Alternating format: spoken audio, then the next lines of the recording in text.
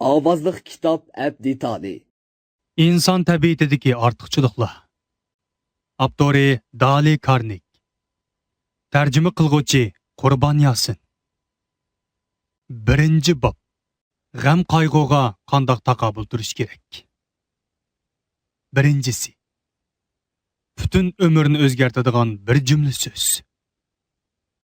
Hammadan muhimi, yiroqdagi g'uvo narsalarga ko'z tikmasdan, yondagi aniq ishlarni qilish kerak.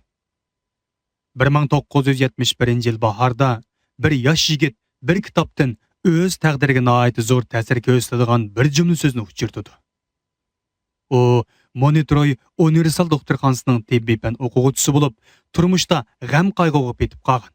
Mavsumlik imtihondan qandoq o'tish, qandoq ishlarni qilish, qayerga berish, o'z kasbini qandoq boshlab, jinini qandoq beqish qatorliq ishlardan g'am qilgan.